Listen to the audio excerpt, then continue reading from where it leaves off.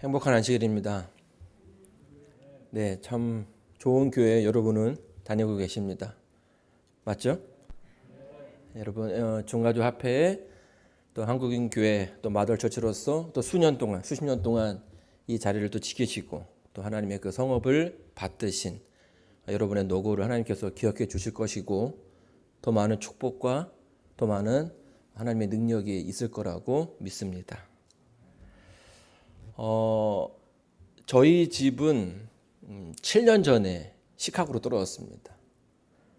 보통 이제 미국에 오신 분들은 어디에 떨어졌느냐 이렇게 얘기를 많이 하시더라고요. 그래서 이제 미시간의 앤드루스 대학에서 이제 공부를 하게 되었는데요. 처음에 오자마자 그 공기가 굉장히 신선하더라고요. 그래서 한국에 뭐 황사가 많았던 그런 또 시기여가지고 시카고 공항에 딱 떨어졌는데 공기가 너무 시원해서 미국은 이런 곳인가 이제 그런 생각을 좀 했습니다. 그래서 이제 기숙사에 들어가서 많은 사람들을 이제 만나게 오가면서 뭐 산책도 하고 하면서 만나게 되었는데 그들이 하나같이 저한테 하이 헬로우를 하는데 제가 정말 처음 왔는데 저 사람이 나를 아는 사람인가라고 생각이 들 정도로 그 문화가 익숙치 않았어요. 그래서 이제 하와이라고 물어보면 내가 어떻게 얘기해야 되나. 그래서 막 이제 그런 고민들을 했던 그런 적이 있습니다. 근데 그런 거 보면 굉장히 미국 사람들이 젠틀하다라고 좀 느꼈어요. 그리고 또 하나는 이제 마트라든지 이런 데를 들어가게 되면 어떻습니까? 이 문을 잡고선 기다려주는 거예요. 그래서 야, 어떻게 이렇게 착한 사람들이 있을까? 이제 그렇게 살다 보니까 저 역시도 그 문화에 익숙해지더라고요. 그래서 잘 모르는 사람이랑도 이렇게 하이 헬로 이렇게 인사를 하기도 하고요. 또 마트에 가면 저도 이제 배웠으니까 또 사랑을 받았으니까 을에 또 이제 다른 뒤에 사람이 들어오기를 또 이제 기다려 주면서 문을 여는 이제 그런 행동들을 하게 되더라고요. 여러분 제가 이렇게 생전 처음 보는 사람들한테도 잘해주는데 저와 이렇게 한 반평생 같이 살아온 아내에게는 얼마나 잘해줄까요? 예. 이게 한평생을 이렇게 사랑하겠다고 고백을 하고 또 그렇게 살기로 이제 결심을 했음에도 불구하고 그죠? 그 남은 인생을 이렇게 서로 사랑하면서 살기에도 부족한 그 시간을 쪼개서 다투고 있는 제 모습을 바라보면서 내가 왜 싸울까라는 생각을 종종 하게 되었습니다.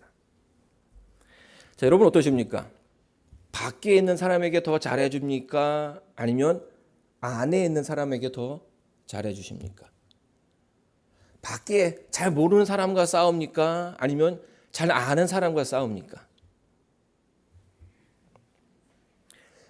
여러분, 우리는 왜 가장 가까운 사람과 싸우게 되는 것일까요?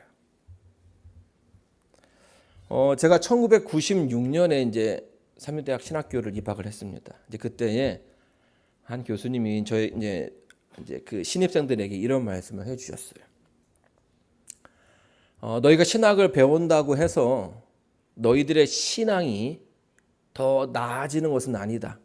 오히려 신앙을 배운다고 해도 너희들의 그 믿음은 저 시골에서 신앙을 하고 계시는 어느 할머니의 신앙보다 못할 수 있다라는 얘기를 해주셨어요. 그 말은 많이 배웠다고 해서 더 오만해질 필요가 없다라는 것이죠. 자, 그런데 더불어 이렇게 말씀해 주셨습니다. 그러나 지식이 없는 신앙은 맹목적이 될 수 있기 때문에 이 또한 조심해야 된다라고 이야기합니다. 그래서 우리는 하나님의 말씀을 잘 이해해야 하고요. 또 계속해서 끊임없이 배워야 하는 것입니다. 왜냐하면 이 잘못된 지식은 우리의 그 삶뿐만 아니라 우리의 구원에도 영향을 미칠 수 있기 때문이죠. 오늘 우리의 신앙하는 이 삶의 모습을 보게 되면 참 많은 것들이 하나님의 것이 아닌 것들이 들어오게 되는 것을 보게 됩니다. 그리고 그것으로 인해서 우리의 신앙도 또 왜곡되고 바뀌고 있는 것을 깨닫게 되죠. 자, 그렇기 때문에 우리는 더욱더 열심히 하나님의 말씀, 그것이 무엇을 의미하는지 잘 살펴봐야 할 필요가 있는 것입니다.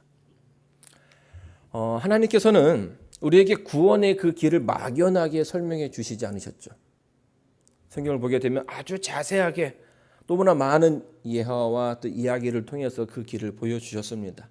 그 중에 하나가 이 성소의 길을 통해서 하나님께로부터 멀어진, 그 죄로 인해서 멀어진 인간이 어떻게 다시 하나님께로 돌아갈 수 있는지, 그리고 그 잃어버린 생명을 다시 얻을 수 있는지를 잘 설명해 주셨습니다. 성소의 뜰에 보게 되면요, 이 번제단을 처음으로 보게 되죠. 성소를 들어가게 되면 맨 앞에 있는 것이 번제단입니다. 이 번제단은 뭘 상징합니까? 예수님의 십자가죠.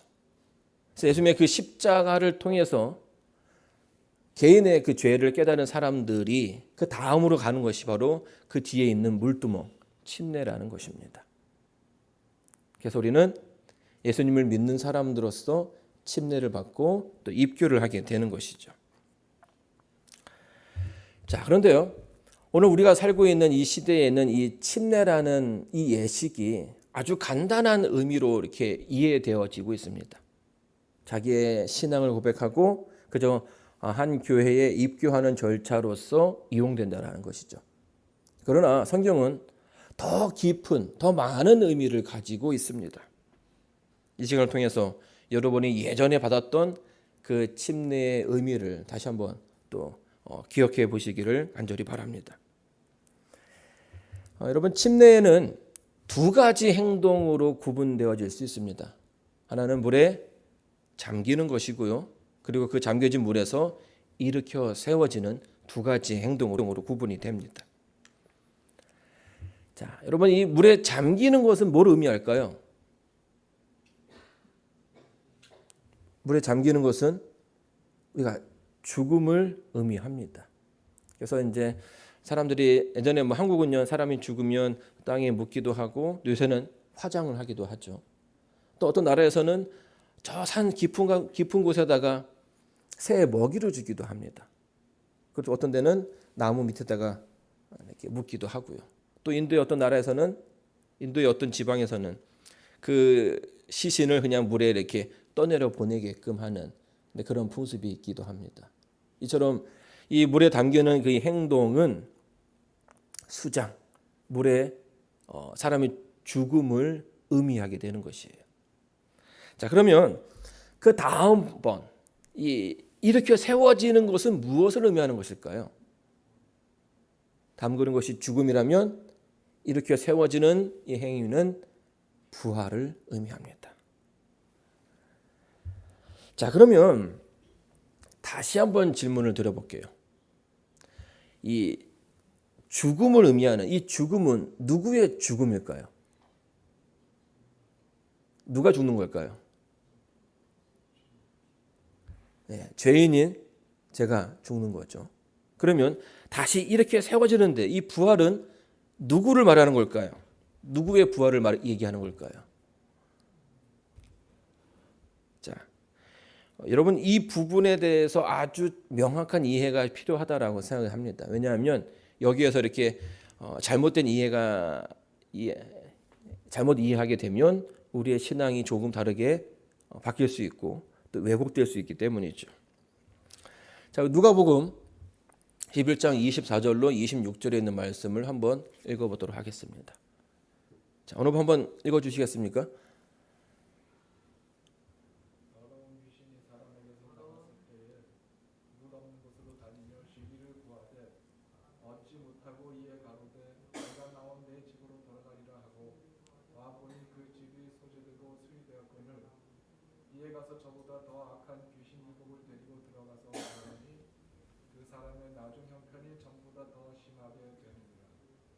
예, 감사합니다. 여러분, 이 부분은요, 예수님께서는 참 많은 사역들을 하셨죠.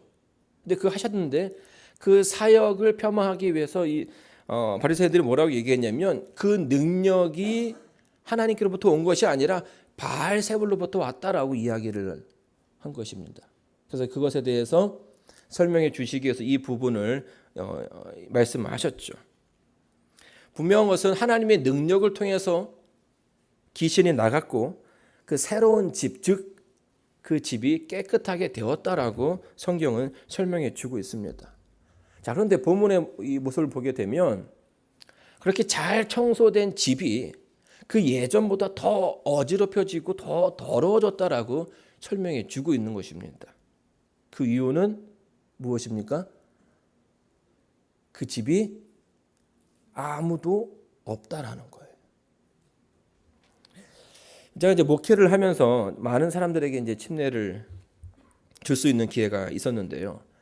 또 침례를 받으신 분들의 어떤 그 삶을 이렇게 지켜볼 수 있는 그런 기회가 참 많이 있었습니다.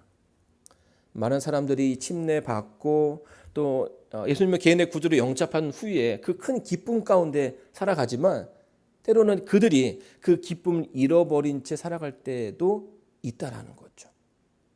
그 침례 받고 난 다음에 삶이 더 어려워지는 경우도 있다라는 거예요. 어제도 제가 말씀드렸지만 우리가 신앙하면서 우리의 그 인생의 앞길에 꽃길만 있기를 바라지만 인생이 그렇지 않다라는 거예요. 그 첫사랑의 뜨거움을 잃어버린 채 교회를 떠나가는 사람들이 있다라는 사실을 발견하게 되었죠. 그다음에 과연 그들에게는 어떠한 일이 그들이 교회를 떠날 수밖에 없었던 그 이유는 무엇인가 하는 것입니다.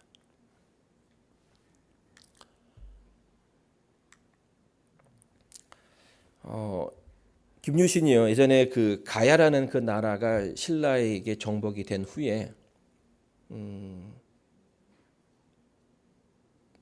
가야는 신라의 족속이 되었습니다. 근데 이제 이 김유신은 그 가야의 귀족 가운데 한 부분이었거든요. 근데 그러다 보니까 나라를 잃고 또 자기 어떤 그 꿈을 잃은 상태 가운데서 이 김유신이 이제 술과 여자로 그의 그 젊은 시절을 보냅니다. 열심히 뭐 이렇게 무예 수련을 해야 되는데 그렇지 못한 거죠. 자, 그러다가 어느 날 어머니가 그에게 이제 눈물로써 이제 하소연을 합니다. 이제 그렇게 살면 안 된다. 더 큰 사내가 더 큰 꿈을 꾸고 이 나라를 위해서 무언가 해야 된다라고 이야기를 하자 이제 그 아들이 그 어머니의 그 눈물 어린 그 당부를 듣고서 그 마음을 바꾸죠. 그래서 이제 매일매일 열심히 이제 그 훈련을 하고 또 노력을 합니다. 근데 어느 날은 너무나 피곤한 나머지 그 말 위에서 뭐 한 겁니까? 졸았어요. 그래서 막 그냥 꼬박꼬박 졸고 있는데 이 말이 어디로 가는 겁니까? 집으로 가야 되는데 예전에 그 술과 여자를 즐겼던 그 곳으로 가는 거예요. 그래서 이제 여기 보게 되면 그 청관녀의 집 앞에 섰을 때에 이 김유신이 깜짝 놀라죠. 왜요? 내가 그렇게 결심하고 그 집을 가지 않기로 이렇게 다짐했는데 네가 나를 그런 어떤 그 결심을 뭐 한다라는 거예요? 허물어지겠다라는 거죠. 그래서 어떻게 합니까? 칼로 해가지고 그냥 이렇게 한 방에 베어버렸다고 얘기를 합니다. 여러분 이제 제가 이제 이 이야기 속에서 꺼내고 싶은 이야기는 하나는 뭐냐면 사람의 결심이 그 사람의 행동 패턴을 한순간에 바꾸지 못한다라는 거예요. 말이 왜 거기에 갔습니까? 매일 거기에 갔으니까 당연히 거기에 갈 거라고 생각을 했던 것이고 말은 그 길을 기억하고 있었다라는 거예요. 여러분 우리가 예수 그리스도를 개인의 구주로 영접한 다음에 하나님 말씀대로 살기로 결심하지만 우리의 몸이 우리의 그 어떤 그 행동 패턴이 뭐를 기억하고 있습니까? 과거의 그 삶을 기억하고 있다라는 거예요. 그래서 그 결심과 다르게 다른 행동들을 하게 된다라는 거죠. 여러분 출주정뱅이가 예수님을 영접한 다음에 침례를 받게 됩니다. 그러면 그 침례 이후에 세상의 모든 술집이 다 사라집니까? 세상의 모든 술들이 다 없어질까요? 그렇지 않다라는 거죠. 술집은 여전히 그 자리에 있고 술은 늘 그곳에 가면 풍족히 있는 것이 현실이라는 거예요. 유혹이 없어지는 것이 아니라는 거죠. 여전히 똑같은 세상 가운데 살고 있지만 침례를 통해서 변하는 것은 딱 한 가지. 무엇입니까?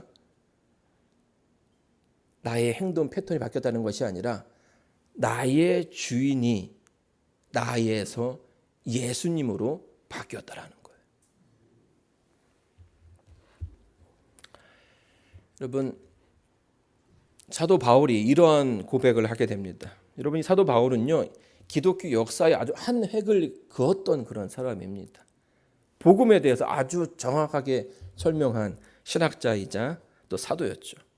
그가 이런 말을 합니다. 오호라, 나는 곤고한 사람이로다. 이 사망의 몸에서 누가 나를 건져내랴. 여러분, 이 사도 바울이 이 말을 했는데 이 말이 무슨 내용입니까?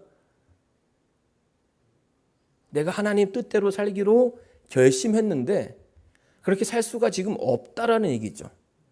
계속 고뇌하고 번민하는 자신을 발견하게 되었다라는 겁니다.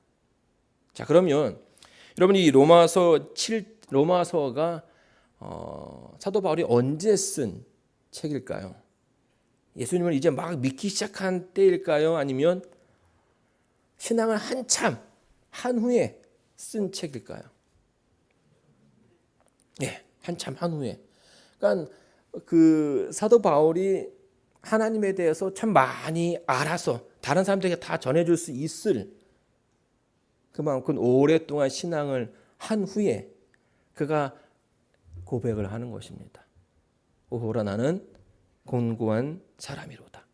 이 사망의 몸에서 누가 나를 건져내랴. 그의 그 고민을 자세히 들여다보면요, 이렇게 이야기합니다.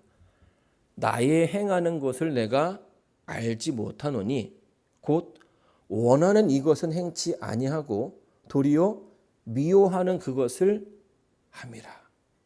자, 이게 무슨 말입니까? 내가 지금 하고 있는 그 행동은 내가 원하는 행동이 아니라는 겁니다. 그리고 내가 해야 하고자 하는 행동을 하지 못하고 이건 하지 말아야지 하는 행동들을 지금 하고 있다라는 거죠. 여러분, 사도 바울이 이 고백이 느껴지십니까? 18절에는 이렇게 이야기합니다. 내 속 곧 내 육신에 선한 것이 거하지 아니하는 줄을 아나니 원함은 내게 있으나 선을 행하는 것은 없노라. 여러분, 이 고백이 자기가 죄인임을 깨닫고 한 고백이 아니라 오랫동안 하나님과 동행한 뒤에 나온 그런 고백이라는 것이에요. 여전히 그가 뭐하고 있는 겁니까? 자기 신앙 가운데 고군분투하고 있는 거예요. 잘 안 된다라는 거죠. 그렇게 살아야 되지라고 고백하지만 그 원함은 있는데 선을 행하는 그 능력이 자기 가운데 없다라는 사실을 발견하게 됩니다. 그러니까 예수님의 개인의 구조로 영접하고 자기를 죽음 가운데 이르게 했지만 여전히 지금 그 방은 뭐하고 있는 거예요? 비어 있다라는 거예요. 여러분, 성경의 가장 핵심된 기별은 사랑이죠. 서로 사랑하라. 여러분, 우리가 결혼할 때 이제 서로 사랑하라. 그래서 고백을 합니다. 내가 한평생 손에 물 한 방울 묻히지 않고 살게 해주겠다라고 고백하기도 하고요. 내가 평생 사랑해 주겠다라고 이야기하면서 결혼을 하게 되죠. 그런데요, 이 결혼 생활을 하다 보면 때로는 그렇게 사랑스러운 그 여인이 남보다 더 미울 때가 있다라는 거예요. 저만 그런 건 아니죠. 이해하고 용서하라고 하는데 그 용서와 이해가 쉽지 않을 때가 있다라는 거예요. 그 이유가 무엇일까요? 여러분, 그 이유는 어제도 말씀드린 것처럼 우리 인간은 너무나 연약한 존재라는 것입니다. 우리 인간의 능력으로는 누구도 사랑할 그런 능력이 없다라는 거죠. 그래서 더 바울이 고백하는 겁니다. 오호라, 나는 곤고한 사람이로다. 이 사망의 몸에서 누가 나를 건져내랴. 여러분, 그러면 사도 바울이 이런 고민 가운데 어떠한 답을 찾게 되었을까요? 여러분들은 신앙하시면서 이런 고민이 들 때에 나는 참 안 되는구나 라고 그런 경험을 하게 될 때에 어떤 결과에 도달하십니까? 사도 바울이 그 답을 바로 그 다음 장인 로마서 8장에서 언급해 주고 있습니다. 다 같이 한번 읽어보도록 하겠습니다. 읽겠습니다. 시작.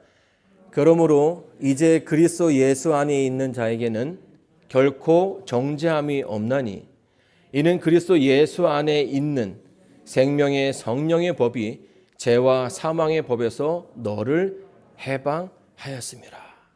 그러니까 그동안 나는 참 안 되구나, 안 되는구나라고 고백하던 사도 바울이 어떤 결론을 내리냐면 생명의 성령의 법이 우리를 해방했다라고 이야기하고 있습니다.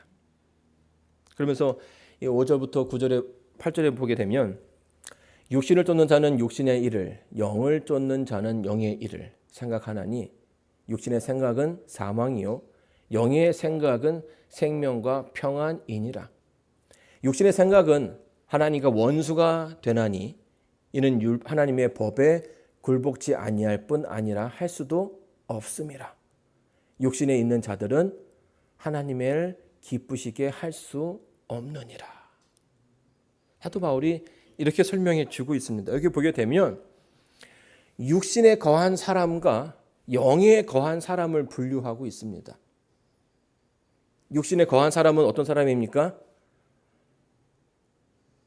이 땅에서 살고 있지만 하나님의 영이 없는 사람이에요. 영의 사람은 이 땅에 살고 있지만 하나님의 영을, 성령님을 그 마음 가운데 모신 사람을 이야기하는 것입니다. 여러분, 이와 같은 내용은 성경에 아주 보게 되면 여러 부분에서 언급하고 있음을 발견하게 됩니다. 만일 너희 속에 하나님의 영이 거하시면 너희가 육신에 있지 아니하고 영에 있나니 누구든지 그리스도의 영이 없으면 그리스도의 사람이 아니라. 뭐라고요? 하나님의 영이 우리의 가운데 거하지 아니하시면 우리가 어디에 있는 것입니까? 육신에 있는 것이고요. 그 영이 있으면 우리가 영 가운데 있게 되는 것입니다. 그리고 하나님의 사람이 되는 것이죠. 여러분, 창세기에 보게 되면 하나님께서 사람을 만드십니다. 흙으로 빚어서 그 흙에다가 뭘 불어넣습니까?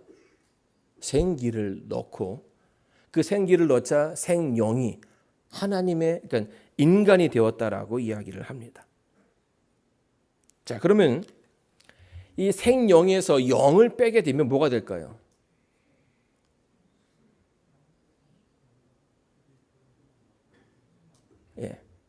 다시요. 흙에다가 생기를 더했더니만 생영이 되었어요. 그러면 생영에서 영을 빼버리면 뭐가 될까요? 흙이 되죠. 흙. 썩어 없어지는 존재가 된다라는 거예요. 자, 근데 창세기 6장 3절에 보게 되면 하나님께서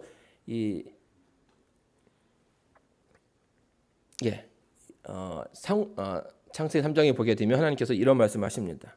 뱀한테 뭐라고 얘기하냐면 저주를 내리면서 뭘 먹을 거라고 얘기합니까? 흙을 먹을 거라고 얘기하죠. 근데 뱀이 흙을 먹을까요, 먹을까요? 뱀은 개구리나 이게 자기보다 작은 또 자기가 비슷한 그런 동물들, 포유류들을 이렇게 먹습니다. 흙을 먹지는 않거든요. 자, 이 말은 하나님께서 사단을 그 영이 없는 자들에게 뭐 하는 것이에요? 맡겨 둔 겁니다. 그래서 사단이 영이 없는, 하나님을 알지 못하는 사람들의 주인이 될 것을 예언하신 거고요. 자, 여기 보게 되면 창세기 6장 3절입니다. 여호와께서 가라사대 때 나의 신이 영원히 사람과 함께 하지 아니하리니 이는 그들이 육체가 됨이라. 그러나 그들의 날은 120년이 되리라 하시니라. 자, 여기 보게 되면 하나님의 신이 떠난 인간의 그 존재를 뭐라고 설명하냐면 육신이라고 이야기를 합니다. 흙의 존재가 된 것이죠. 여러분, 여기서 말하는 그 영은 뭘 상징합니까? 성령 하나님을 이야기합니다. 요한복음 3장에 보게 되면 3장에 보게 되면 이 니고데모와 이제 그런 얘기를 계속 하셨어요. 하나님의 나라에 어떻게 갑니까? 우리가 어떻게 하면 거듭나게 됩니까? 라고 이야기를 했을 때에 예수님께서 니고데모에게 이렇게 말씀해 주십니다. 예수께서 대답하실 때 진실로 진실로 내게 이르노니 사람이 물과 성령으로 나지 아니하면 하나님 나라에 들어갈 수 없느니라. 그저 침례가 물에 담그는 것에 끝나는 것이 아니라 그 침례를 통해서 누가 임해야 된다는 것입니까? 우리의 그 삶 가운데 하나님의 영이, 하나님의 그 성령 하나님이 계시지 않으면 안 된다라고 이야기해 주는 것이에요. 자, 그렇다면 우리 침례의 의미를 다시 한번 살펴보도록 하겠습니다. 물에 담그는 것이 죽음을 의미한다면 이 죽음은 누구의 죽음이에요? 내가 죽는 겁니다. 내가 죽는 거예요. 그럼 다시 이렇게 세워지는데 이때 누가 벌하는 겁니까? 누가 계시는 거예요? 하나님이 우리 가운데 거하시는 거예요. 많은 신앙하는 사람들이 놓치는 부분이 여기 있습니다. 내가 죽고 내가 부활한다라고 생각합니다. 그래서 침례 받기 전과 침례 받은 후에 그 삶이 큰 차이가 없다라는 거예요. 그러나 성경은 아주 분명하게 나는 죽어서 이제 흘러가 버려지고 내 안에 성령께서 나의 주인이 되신다라는 거예요. 그래서 침례를 받은 사람들은, 거듭남을 경험한 사람들은 내 의지와 내 생각대로 사는 것이 아니라 성령 하나님의 인도하심대로, 하나님의 뜻대로 살아야 한다라는 것입니다. 자, 여기 보게 되면 누가복음 11장 24절에 아까 이제 처음에 읽었던 이제 그 내용인데요. 아주 분명해지죠. 예수님께서 귀신을 내어 쫓으셨어요. 근데 그 집이 다시금 더러워졌어요. 예전보다 더 살기 힘든 그런 집이 되었다라는 것입니다. 그 이유가 뭐예요? 그 집이 비워졌기 때문이에요. 그 집에 하나님이 계셔야 하는데, 하나님을 주인으로 모셔야 하는데 그 집에 아무도 없다라는 거예요. 그러니 그 빈집에 누가 들어오게 되겠습니까? 예전보다 더 센 마귀의 세력들이 들어올 수밖에 없다라는 거예요. 여러분, 오늘 여러분의 그 마음 가운데 하나님이 계십니까? 성령 하나님과 동행하십니까? 아니면 그냥 빈 집으로 여전히 있는 것입니까?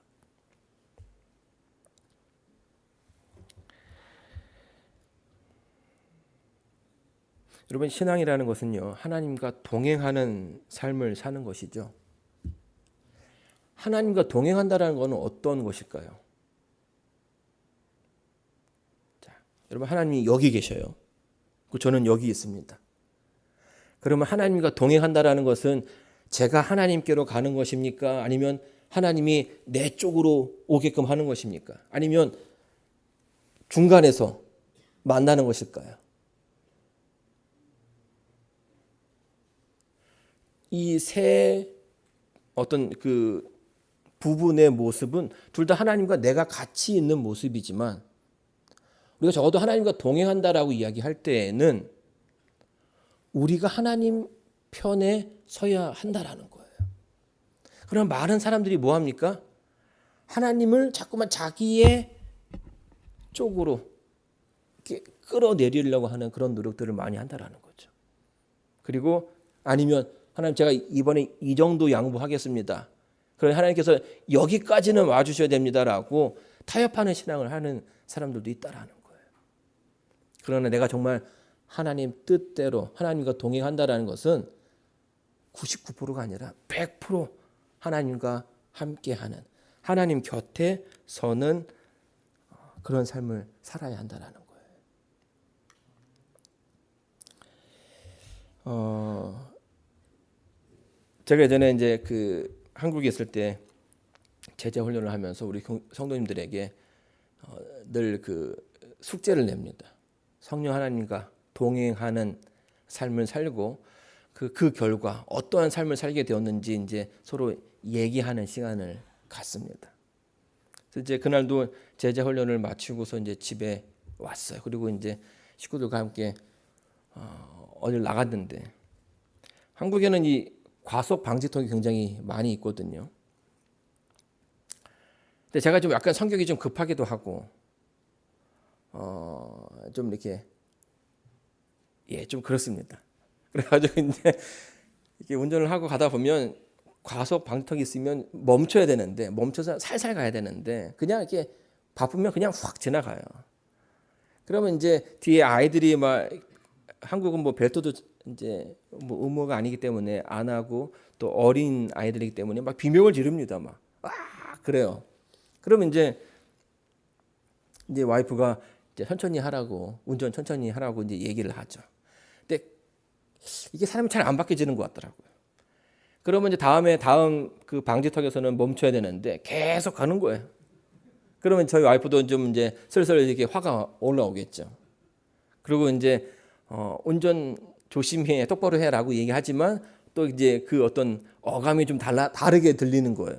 그리고 저도 계속 그 말을 들으니까 제 안에서도 계속 뭐가 올라와요.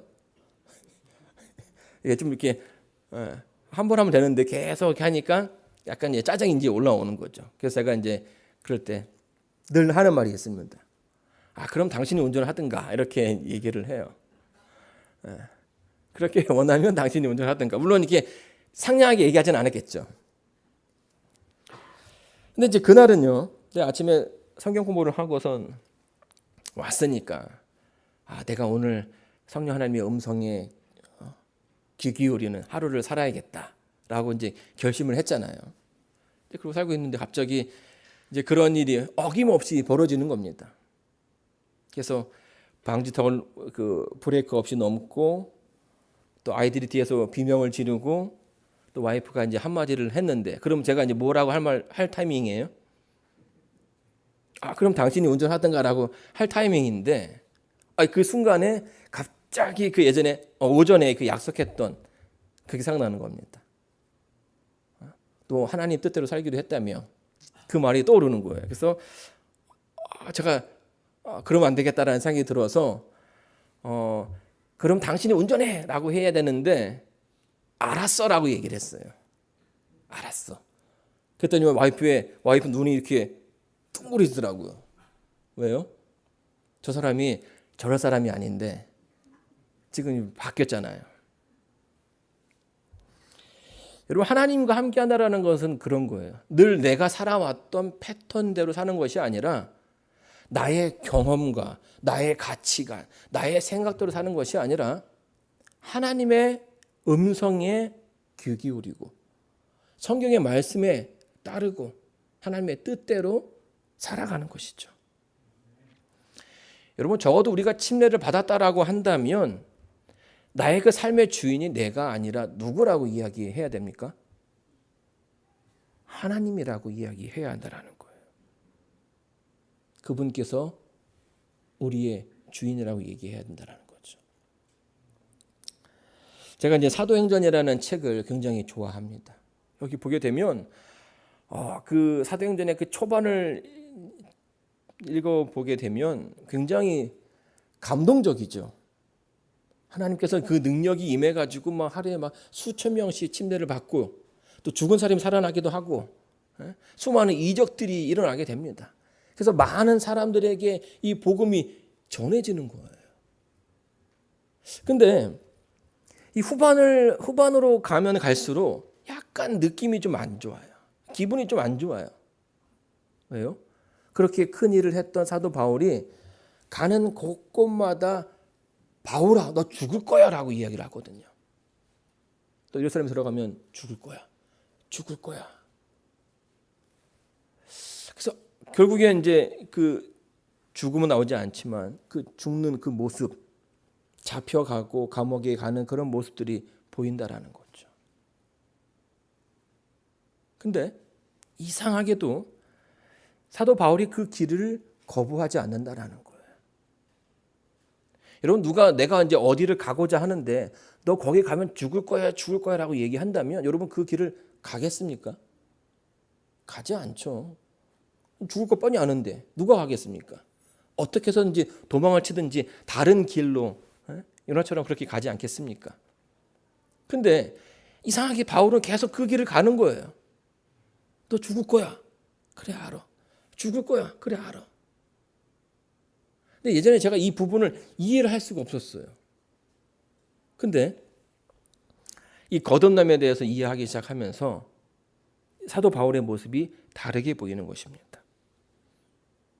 왜 그 자기의 죽음을 알면서 그 길을 간 것입니까? 그것이 내가 사랑하는 나의 주인인 하나님께서 원하시는 길이기 때문이에요. 그는 그 슬픔으로 그 길을 간 것이 아니라 하나님께서 나를 이끄신다라는 그 생각으로 그 길을 한 발자씩 내딛었다는 것입니다.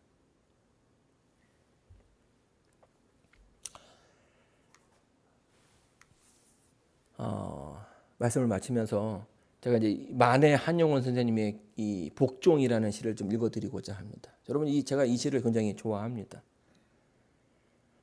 거듭난 사람의 그 마음을 너무나 잘 표현했다라고 생각합니다. 제가 한번 읽어드리겠습니다. 남들은 자유를 사랑한다지만은 나는 복종을 좋아하여요. 국어치예요. 옛날에 쓴 글이라서. 자유를 모르는 것은 아니지만 당신에게는 복종만 하고 싶어요. 복종하고 싶은데 복종하는 것은 아름다운 자유보다 달콤합니다. 그것이 나의 행복입니다. 그러나 당신 나더러 다른 사람을 복종하라면 그것만은 복종할 수 없습니다. 다른 사람을 복종하려면 당신에게는 복종할 수 없는 까닭입니다. 사랑하는 성도 여러분, 우리가 이 땅에 살아가면서 참 힘든 일이 많이 있지만 하나님께서 우리를 결코 혼자 내버려 두시지 않았습니다. 성령 하나님을 통해서 주님 오시는 그날까지 우리와 동행해 주시기를 약속해 주셨어요. 그리고 우리는 그것을 거듭남을 통해서 침례를 통해서 그분을 우리의 개인의 구주로 영접했죠. 우리의 삶 속에 순종보다 더 좋은 복종의 모습이 있어야 할 것입니다.